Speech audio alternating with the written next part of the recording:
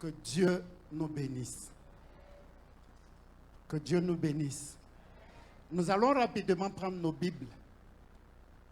Dans le livre d'Ésaïe, au chapitre 6, et nous allons lire le verset 8.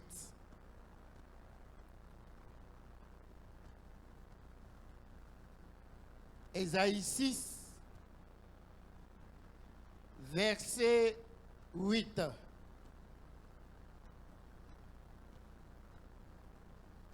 Je fais la lecture. J'entendis la voix du Seigneur disant, « Qui enverrai-je et qui marchera pour nous ?» Je répondis, « Me voici, envoie-moi. » Alléluia.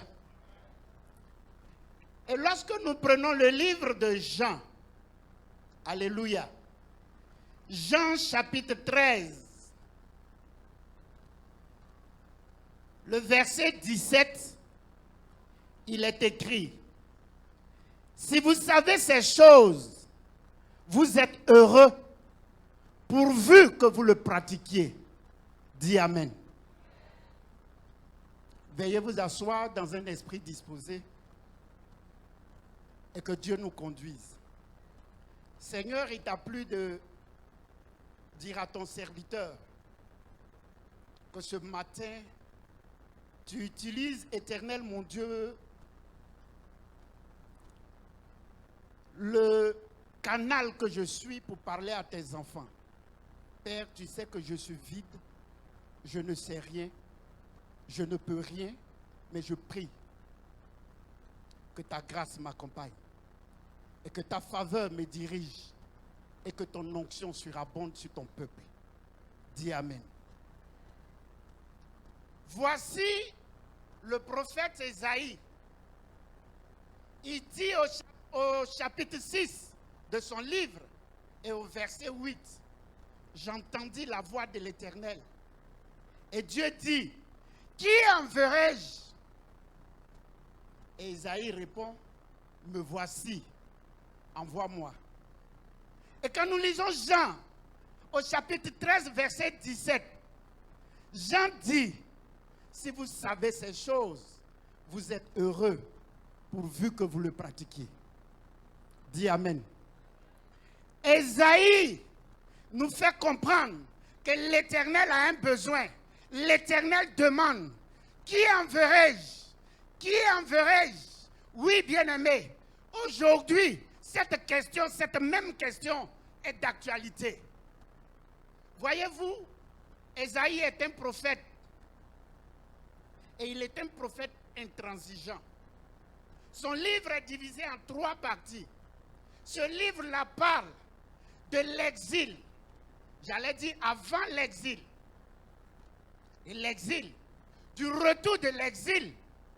Et la 3e partie qui est très importante nous parle de l'approche d'une nouvelle ère basée sur une foi dont le centre est le Rédempteur, Jésus-Christ de Nazareth.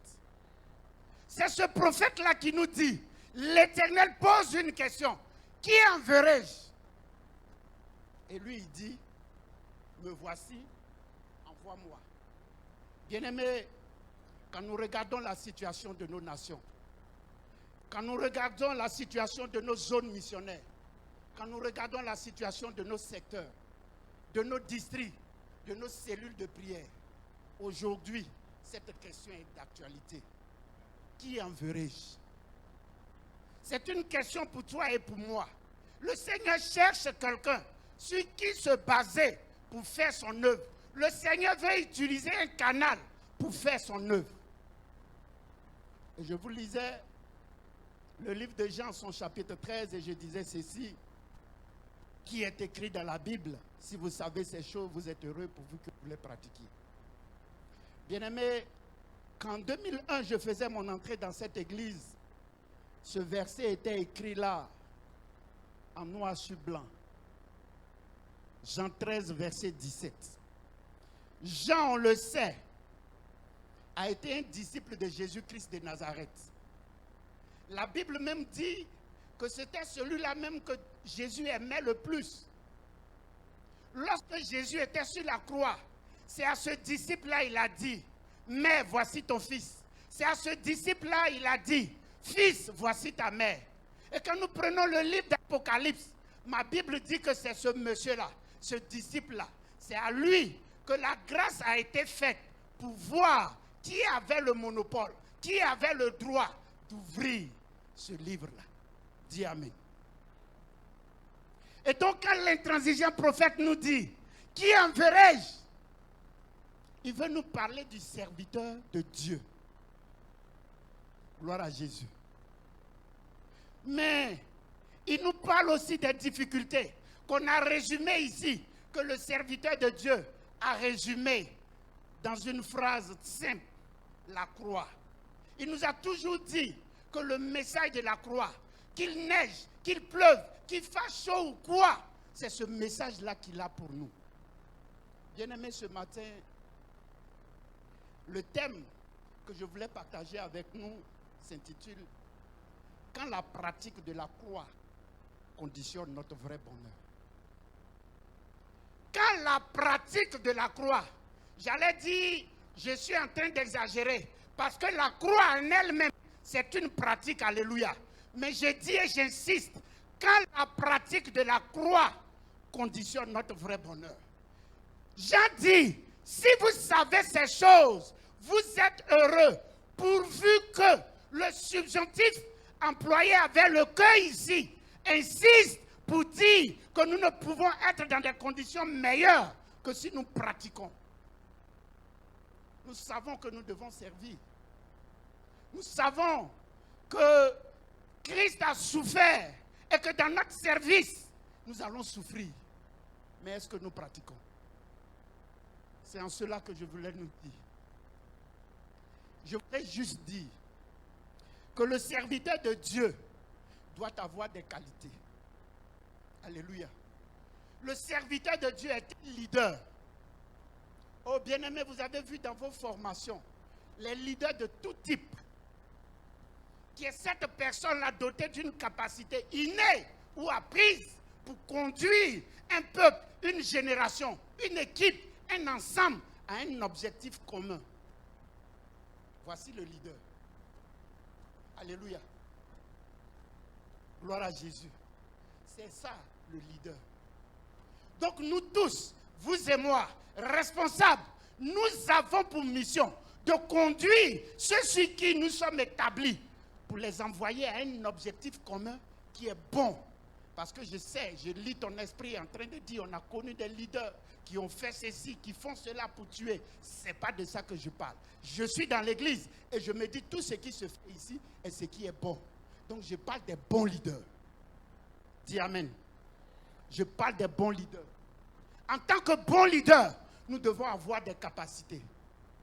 Bien-aimé, tu ne peux pas être leader si tu n'as pas de vision. Tu ne peux pas être leader si tu n'as pas de connaissances. Tu ne peux pas être leader si tu ne travailles pas. Tu ne peux pas être leader si tu as un caractère exécrable. Dis Amen. Gloire à Jésus. La vision, c'est ce qui va t'amener. Ce sera cette chose-là même qui va te conduire à atteindre l'objectif que tu t'es assigné. La connaissance, oui, tu es là. Si tu n'apprends pas ton rôle, tu ne peux pas savoir. C'est en cela que le proverbe 19, verset 29 nous dit, pardon, le proverbe 29, verset 19 nous dit qu'un peuple périt, alléluia, s'il n'a pas la connaissance, c'est un peuple sans frein. Gloire à Jésus. Donc en tant que leader, nous devons avoir la connaissance. Alléluia. Ne lis pas seulement la Bible. Oui, nous sommes amenés à évangéliser beaucoup d'hommes. Ésaïe, il n'était pas prophète du royaume de Juda seulement, mais il était le prophète de tout ce qui est étranger aussi. Il devait leur parler. Nous allons évangéliser les imams. Nous allons évangéliser les musulmans. Mais si tu ne lis pas le Coran. Aujourd'hui, Google nous donne la chance de taper, de rentrer et d'avoir la version en français. Et je lisais une des sourates qui dit que entre l'enfer et le paradis, il y a un pont. Ce pont-là, il est comme un cheveu. Non seulement il est comme un cheveu, il est glissant.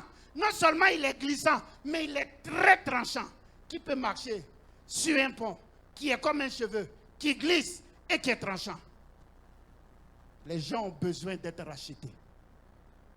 Les gens ont besoin de connaître la vérité. Pont entre l'enfer et le paradis. Si c'est ça, nous tous, on va choisir. Alléluia. Dis-lui que l'amour de Dieu commence quand nous sommes vivants. À la tombe, à notre mort, son amour n'est plus là. Ce qui vient, c'est sa justice. Gloire à Jésus. Donc, serviteurs de Dieu, soyons des leaders.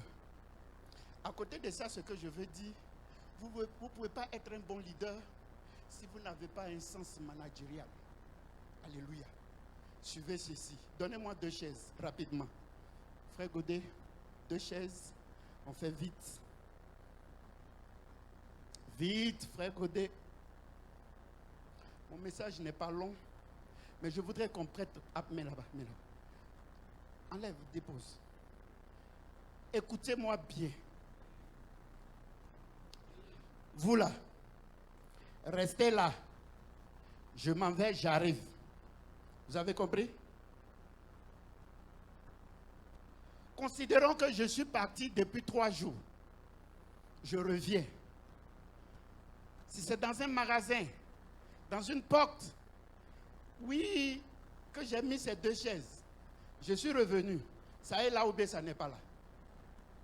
Enlevez rapidement les chaises. Frère Michael. Frère Michael, frère Abel. On se dépêche. C'est déjà fait. J'ai parlé aux objets. Abel, mes chaises là, viens. Vous deux là. Restez là. Là où vous êtes. J'arrive.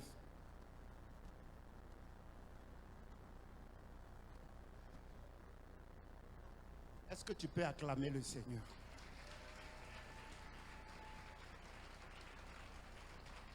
J'espère qu'on est ensemble. Veuillez vous asseoir. Oui, bien-aimé, j'ai dit aux choses. J'ai dit à la chaise de rester sur place. La chaise n'est pas restée. Pardon, la chaise est restée. Je dis aux hommes de demeurer sur place. J'arrive. Je n'ai même pas fait 1 minute quand le premier a commencé à bouger. Bien-aimés serviteurs de Dieu, nous pouvons gérer les choses. Nous pouvons gérer le matériel. Mais en ce qui concerne les hommes, nous devons les manager.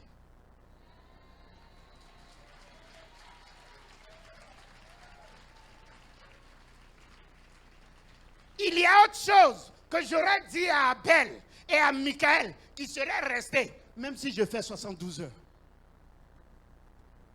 Et le serviteur que nous sommes, nous devons apprendre cela. Gloire à Jésus. Bien-aimés, voyez-vous, je connais des gens dans cette nation qui ont péri lorsque la crise est survenue. Oui, c'était des chefs. Oui, c'était des leaders. Ils avaient des conducteurs à leur disposition. Ils avaient des hommes. Quand vous êtes chef de corps, quand vous êtes commandant des régions, vous avez une entité, vous avez une équipe à votre disposition. Comment vous les gérez? Non. Comment vous les managez? Oui, quelqu'un est mort. Le président a senti cela. Mais qu'est-ce qui s'est passé? Ce monsieur n'avait pas le sens du management. Oui, comme il y a des femmes, vous utilisez des servantes. Leurs affaires se trouvent à votre balcon. Mais c'est elle qui vous fait à manger. Oui, nous avons des conducteurs. Oui, ils dorment sous la pluie. Mais le lendemain, ils doivent aller en mission avec nous. Bien-aimés, apprenons à manager ceux qui sont avec nous. C'est en cela que le cœur de Jésus sera content. Oui, dans nos cellules, nous avons des hommes, nous avons des collaborateurs. Voyez-vous, on a très souvent comparé l'armée à cette chose, à ceci. On dit que l'Éternel est le Dieu des armées. Vous ne pouvez jamais voir un colonel, un chef, fut-il un général, dans un bataillon, dans une compagnie, venir et puis discréditer ses collaborateurs devant les personnes sur lesquelles ils sont établis. Jamais. Mais on dit l'armée. Regardez, l'article 1 du règlement de discipline générale français dit, article 1, le chef a raison. Article 2, même si le chef a tort, il a toujours raison. Tu vas faire quoi? Mais par contre, quand nous allons en mission, dans les missions onusiennes, dans les missions, j'allais dire, qui concernent tout le monde, vous verrez un colonel français. Quand il arrive, on débarque le camion, c'est lui qui est devant. Il prend le tabouret, il donne au sergent. Le sergent donne au soldat. Le soldat, ainsi de suite. Mais pourtant, on dit le chef a toujours raison. Bien aimé, nous savons des choses. Mais si dans la pratique, nous ne mettons pas cela en pratique, nous ne connaîtrons pas le vrai bonheur. Pasteur Yves, tu ne peux rien faire seul. Tu as besoin de collaborateurs. Président Zonal, maman Zélie, tu ne peux pas réussir toi seul. Tu as besoin de collaborateurs. Oui, quand Dieu a pris Moïse, quand il a pris Jésus, quand il a pris tous les serviteurs, il leur a donné des collaborateurs.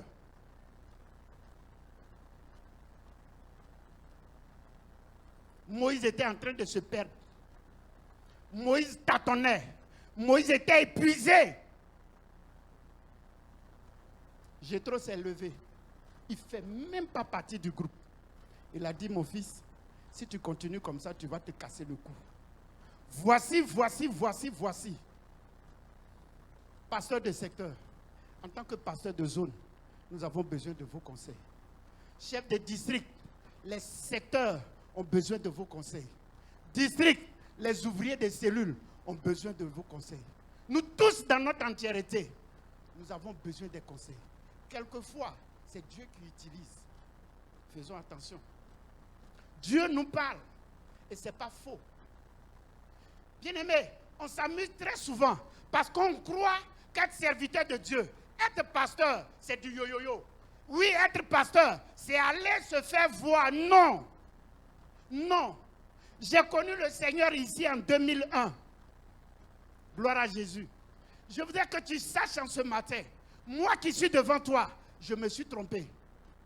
Oui, à un moment donné, le Seigneur me donnait des visions. À chaque fois que je franchissais le seuil de cette porte, je recevais des visions. Oui, des gens étaient en palabre. Pendant que je dirigeais, j'ai donné la parole. Et puis, le Seigneur qui s'est saisi de ça. Non, il s'est saisi de moi pour donner cette révélation. Et les gens se sont réconciliés. Qui suis-je? On se regarde. Mais je ne connais pas le pasteur Cyril Ouéga. Si je ne me renseigne pas sur lui. Bien-aimé, je ne méritais pas de vivre. Je n'étais pas censé être parmi les hommes que vous êtes. Parce que je suis né dans une région où si tes deux aînés sont des filles, toi qui viens en 3e position, on t'étouffe dans la douche. Oui, nous on nous a accouchés dans les toilettes. Pas village, je suis né dans un campement. On devait m'étouffer. C'est ma grand-mère qui m'a récupéré. Où est-elle passée? Qu'est-ce qu'elle a fait? Je ne sais pas. Mais si je suis devant vous aujourd'hui, c'est parce que depuis le ventre de ma mère, il y avait un homme appelé Jésus-Christ de Nazareth qui a eu sa main sur moi.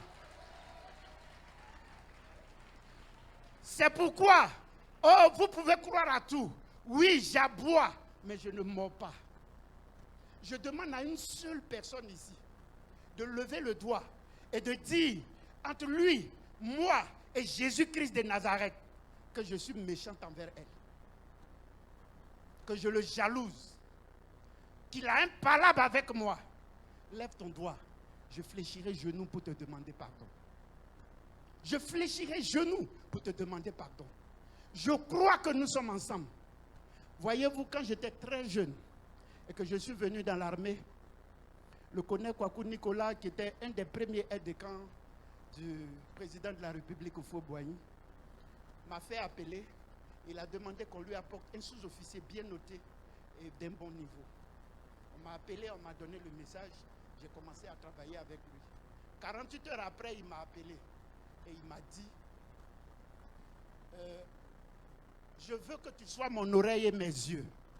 Alléluia. Si on parle de moi, viens me dire. J'ai dit, moi je me suis beaucoup trompé. Je bénis le nom du Seigneur pour toi qui ne te trompe pas. Mais je dis, moi, je me suis beaucoup trompé. Et j'ai dit, mon colonel, mon éducation ne me permet pas de faire cela. Oh, j'ai trop mal parlé. C'est mon supérieur. En plus, j'ai appris à mes dépens. Je l'ai dit le matin. À 14h, nous avons un exercice de défilé. On doit aller défiler. L'adjudant du camp dit, sortez pour le défilé. J'ai dit, s'il vous plaît, mon adjudant, est-ce qu'on ne peut pas attendre que la pluie passe? Il dit, tu dis quoi? Toi-même viens dire au colonel. Le colonel dit, c'est qui? On dit, c'est May. Le colonel dit, enfermez-le. Oh, bien-aimé, de vous à moi, est-ce qu'il m'enferme parce que j'ai dit, il pleut? Il s'est souvenu matin. Faisons attention. Quelquefois, on dit des choses, on croit que ce n'est pas blessant, mais ça blesse l'autre. Quand je suis sorti, que l'adjudant m'a dit de partir, j'ai fait 3 pas. Maman, je me suis arrêté. Je me suis tourné vers le colonel et je lui ai dit, mon colonel, vous et moi, nous savons que vous ne partez pas m'enfermer parce que j'ai dit il pleut. Mais vous partez m'enfermer parce que je vous ai dit matin que mon éducation ne me permet pas. Oui, les autres m'ont dit que j'ai mal fait. Mais mon colonel s'est déjà fait. J'ai tapé mon garde et puis j'allais vers la prison. 2 pas, il a crié le nom de l'adjudant. Adjudant Mani, ramène-le ici. Cosaque, une disciplinée. Je préfère ces injures que la prison.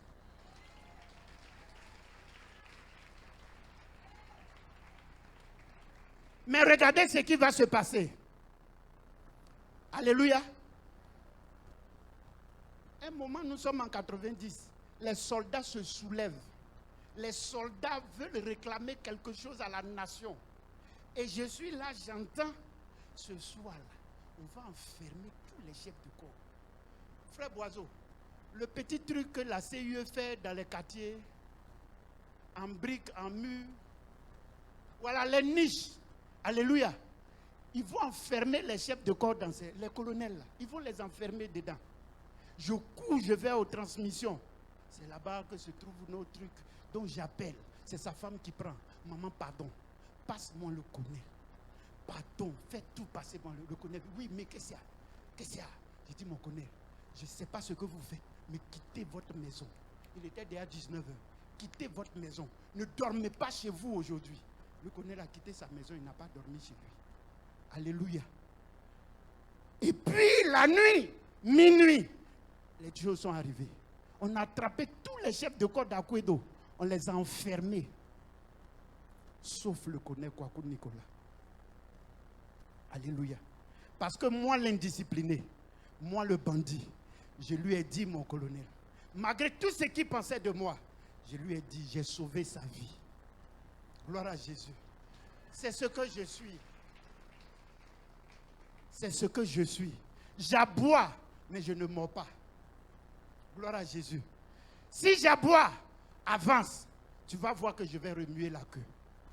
Bien-aimé, ce matin, j'aurais voulu être plus long pour nous expliquer des choses. Mais ce temps-là, je prie que l'Éternel l'utilise pour te parler, toi qui es pasteur de zone. Pour te parler, toi qui es président zonal. Pour te parler, toi qui es pasteur de secteur. Pour te parler, toi qui es enfant de Dieu. Si nous sommes unis, nous pouvons aller de l'avant. Nous pouvons faire de grandes choses. Mais si nous sommes désunis, le diable va rentrer. Alléluia. Le diable va rentrer et il va nous mélanger. Je suis juste venu nous dire qu'Ésaïe a été intransigeant. Jean est resté fidèle. Oui, mais ceux-là, ils sont des mortels. Mais Jésus lui-même, il nous a montré la voie. Je souhaite que tu n'aies pas l'esprit critique que tu as toujours, mais que tu te disposes à comprendre et à mesurer la portée de ces 2 petits messages que je nous ai adressés ce matin. Voici là où termine mon truc. Je voudrais que tu t'élèves et que tu mettes ta main sur ton cœur. Et nous allons prier. Mets ta main droite sur ton cœur. Dis au Seigneur, j'ai fait beaucoup de choses. Je me suis trompé plusieurs fois. J'ai jugé des gens. J'ai mal jugé. J'ai mal apprécié. Je voulais te servir, mais je te servais selon ma volonté. Alors que toi, ta volonté est au-dessus de toute volonté. Parle à ton Dieu. Parle-lui. Pendant que tu seras en train de parler, ce vent frais et doux viendra remplir ton cœur. Il viendra remplacer ce que l'ennemi a détruit. Soyons unis, soyons ensemble, pratiquons la croix. Et c'est ce qui nous conduira au vrai bonheur. Que Dieu nous bénisse. Que Dieu nous bénisse.